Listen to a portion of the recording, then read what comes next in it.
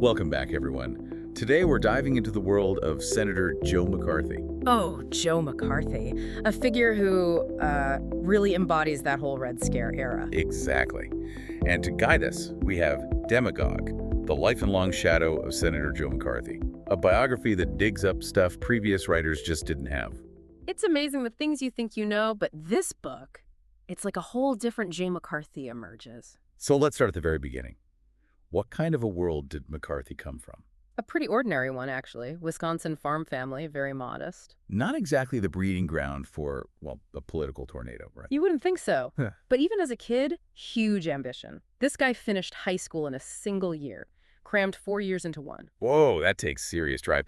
Does the book connect that to his later, let's say, exploits? Oh, absolutely. The author argues that this relentless need to succeed, it's like a preview of his political style. Yeah. And it wasn't just school. He builds a successful poultry business as a teenager. Ups and downs, the whole thing. So almost like he was getting battle-hardened before politics even began. Right. That drive to win no matter what. And then, get this, 5 years for undergrad AD law school while working multiple jobs. The man never stopped. Talk about a go-getter. Okay, so we know he was a Marine in World War II. How'd that shape his image? The war record. Bit of embellishment there, but he did see action. Tail Gunner Joe. Earned an air medal, the whole 9 yards. So a legitimate war hero background to draw on. Absolutely. And he played it up big time when he entered politics. That post-war patriotism, he knew how to tap into it. Classic move. Yeah. Even today, that military background can really sway voters. For sure. McCarthy was a master of the political game. But as he went on, some of his tactics got murky. Early campaigns, lots of bending the truth, going after opponents personally. Do you see those early campaigns as like a testing ground for what became McCarthyism? Definitely. You see those seeds of demagoguery already there, playing on fears, making wild accusations. Facts don't matter as much as winning. Setting the stage for the main event. Now, post-war America, what was the mood like? Anxious. Cold War getting serious.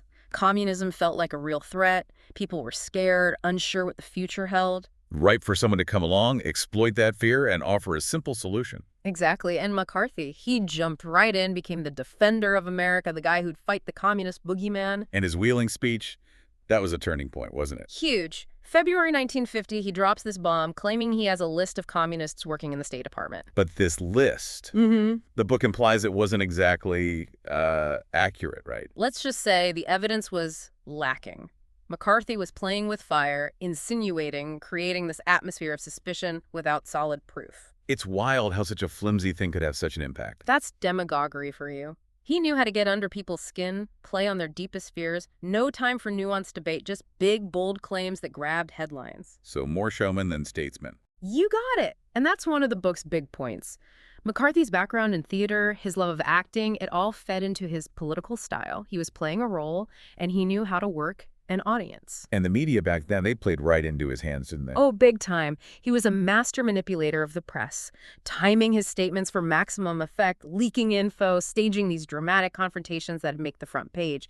So a real pro at crafting his image, controlling the narrative. Absolutely. And that made him dangerous. He convinced so many people that there were communists everywhere, hiding in plain sight, waiting to betray America. And that fear, that paranoia, it seeped into every corner of American life. It really did. We'll get into that more later, but the impact was widespread and devastating. Lives were ruined, careers destroyed, all because of this climate of fear that McCarthy created. It's a chilling reminder of how fragile our freedoms can be. It wasn't just politics, you know. McCarthyism is like this dark cloud hanging over everything. Hollywood, universities, you name it. Yeah, the reach of it is kind of mind-blowing when you think about it. What were some of the most, I guess, stark examples of that? The Hollywood blacklist. Oh, man. Actors, writers, directors. Just for being suspected of, you know, maybe having some communist sympathies. Careers gone, lives turned upside down. And not just losing jobs, it was being shunned, silenced, erased from an industry they loved. And this wasn't just a Hollywood thing, was it? Nope, not at all. Universities, too, became these battlegrounds. Professors pressured to conform, denounce their colleagues, or risk losing everything. It created this horrible atmosphere of suspicion, turning on each other just to survive. It's chilling to think about, you know? how it choked off real intellectual debate and freedom. So it wasn't really about just finding actual communists, was it? It was about anyone who didn't fall in line. That's a big part of what the book gets at. Silencing dissent, anyone who dared to question McCarthy or the way things were, even just thinking differently was dangerous, could get you labeled as disloyal. It makes you wonder, were all the people involved in this, were they true believers? Convinced they were saving America from, like, a communist takeover? It's complicated, right? Some definitely were, driven by fear, truly believed in that communist threat. But others, it was a chance to climb the ladder, settle scores, you know. The book does a good job of showing that mix. True believers, opportunists, and then those just caught up in the frenzy. Even in a crisis, personal ambition finds a way to sneak in, huh? And you can't talk about McCarthy without talking about his use of the media. He seemed to get how powerful a good headline could be. Oh yeah, he was a master at it. Playing the game, getting that attention, spinning the story his way. He knew when to hold those press conferences, hit the deadlines, keep the reporters on their toes. And those lists, the ones he'd wave around claiming to have all this proof of communist infiltration, those images are iconic.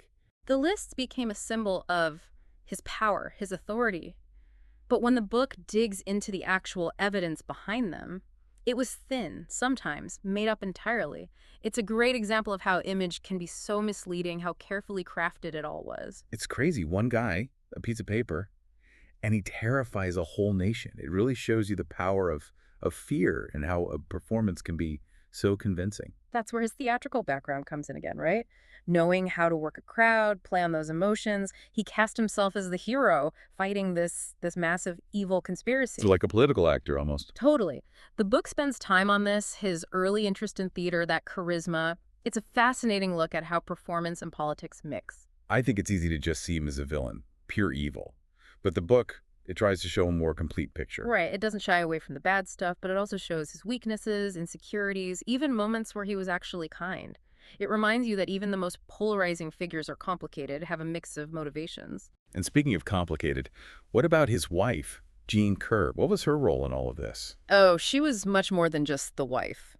Jean Kerr was a brilliant strategist, a real political operator. She was behind a lot of his successful campaigns, helped him build that public image, even ghost-wrote some of his big speeches. So, a real force in her own right, a key part of the McCarthy story. Yeah, definitely. And the book gives a really interesting look at their relationship, both personal and professional, their shared ambition, how intellectually they were a good match, the challenges of, being a power couple in Washington. It's funny, talking about this, it all feels so relevant. Even today, we see the same stuff, the fear-mongering, demonizing opponents, truth and civility just going out the window. It's a sobering thought for sure. This book, it's not just about history, it's a warning. Those same forces that created McCarthyism, they're still around, waiting for the right moment. So, what can we learn from all this? How do we stop ourselves from falling into the same traps? Tough question. The book doesn't give easy answers, but it pushes you to be aware, to think critically, question those in power, and to defend democracy without hesitation. It's a call to action, a reminder that we can't just sit back and assume things will be okay. We've covered so much, but there's still a big piece missing. The personal stories, the people whose lives were turned upside down by McCarthy and his tactics. Oh, the book gets into that, right? Oh, yeah. And those stories are heartbreaking. They put a human face on McCarthyism, lost careers, ruined names, families ripped apart by suspicion and fear. In the last part of our deep dive, we'll hear those voices. The people who were blacklisted, interrogated, ostracized. Their experiences show how long-lasting the impact of fear can be and how important it is to keep fighting for justice. Okay, we're back. And for this last part of our Joe McCarthy deep dive, we're going to focus on the real human cost of all this. The book, Demagogue. It doesn't just talk politics. It tells the stories of the people caught in the crossfire. These are the stories that really stick with you, The ones that remind us there were real people behind all the political maneuvering, real lives shattered by these accusations, and the fear that McCarthy whipped up. One of the most famous cases was Owen Lattimore, a China expert who got labeled a top Soviet agent. What was his story? Lattimore's case is like the perfect example of how McCarthy used insinuation and guilt by association to ruin people. Never any hard proof, but the damage was done. Lattimore's career was basically over. It shows you how an accusation, even without evidence, can just destroy someone's life. And the thing is, Lattimore didn't just take it. He fought back, challenged McCarthy publicly, even testified before the Senate, defended himself, refuted the claims. That must have taken some serious guts going up against McCarthy when it could have made things even worse for him. Oh, he knew the risks, but he wouldn't be silenced. He understood it was bigger than just him. It was about academic freedom, free speech, the whole idea of American democracy. Another story that really got to me was Reed Harris, who worked for the Voice of America. Mm. What happened to him? Targeted because of some left-leaning groups he'd been involved with in the past. No evidence he was a communist or disloyal to the U.S., but lost his job, got put under a microscope, constant attacks on his character. That whole guilt by association thing, it's scary how effective it was. The saddest part is Harris kept a journal for his kids, describing the humiliation, the fear for his family. It gives you a real sense of the emotional toll McCarthyism took. Can you imagine? That feeling of being watched, suspected all the time, not just by strangers, but your own community. And the book talks about the long-term effects, the psychological damage. Even when people were cleared, that fear and suspicion, it stayed with them. Careers stalled, lives changed forever. It's like a wound that never really heals. And as bad as that is, what's even worse is how McCarthy and his people used anxieties about homosexuality. Back then, being gay wasn't just a stigma, it was seen as a security threat, made them easy targets. It's hard to believe now how McCarthy weaponized homophobia, ruining lives based on nothing but rumors and gossip. It's a reminder of how quickly prejudice can get used when people are afraid. The harm it did to those individuals and their families is immeasurable. One thing that really makes Demagogue stand out is how it uses first-hand accounts. Letters, diaries, even interviews with the children of McCarthy's victims. It gives you a perspective you don't always get. It makes it real, doesn't it? Those personal stories add a whole other level of depth and emotion. You can't just brush it off as history. You're forced to see the human cost, the faces behind the numbers. It's inspiring in a way to see how resilient people were, how they managed to survive, even thrive after going through something like that. But it's also a warning that these scars can last a lifetime, and the fight for justice never really ends. This book, it doesn't just tell a story, it makes you think about yourself. How easy it is to give in to fear, to be manipulated, and how fragile our institutions can be, even the ones meant to protect us. It's a powerful reminder that we have to stay vigilant, protect our democracy, call out those who tried to exploit us, and hold our leaders accountable.